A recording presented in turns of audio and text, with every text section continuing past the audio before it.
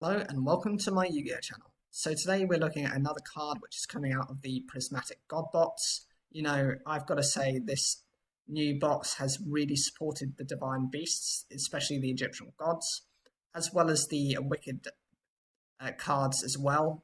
And they're only getting more and more support, which is really decent and could put them in a position where you can actually play them. This is the Absolute Divine Beast. It's a continuous trap card with the effects. You can use each effect among the first and second effects with this card's name only once per turn.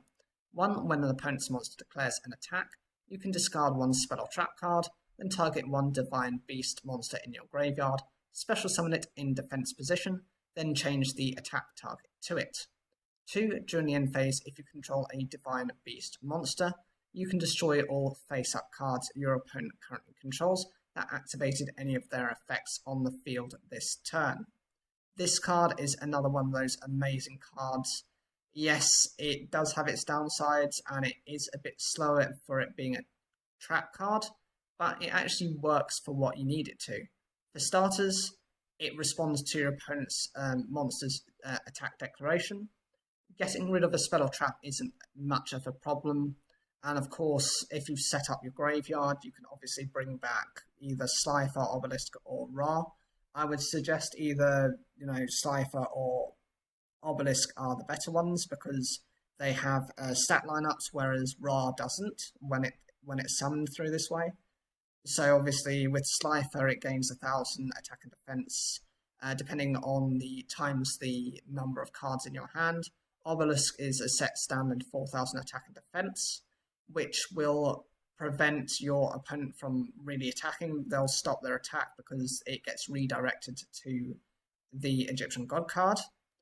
The other aspect is if your Divine Beast monster remains on the field until the end phase, being able to destroy any cards that have used their effects means you can obliterate a lot of cards. Depending on what they've run as well, a lot of duelists, what they do is they set up a lot of their combos before the battle phase, the main phase 1 essentially. They'll use most of their effects.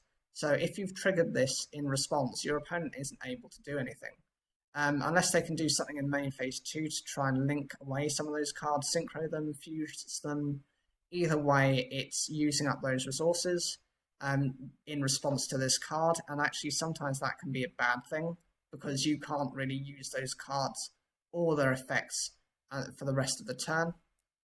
The other thing is, because it's reviving your Divine Beasts, the Egyptian gods have an ability where they send themselves back to the graveyard at the end of the turn. So whilst this is useful, it's only useful for certain amounts of time. It being a continuous trap card though, you can, so long as you have a spell or trap card in your hand, continue to use this effect to prevent your opponent from doing anything and to make things a lot more difficult.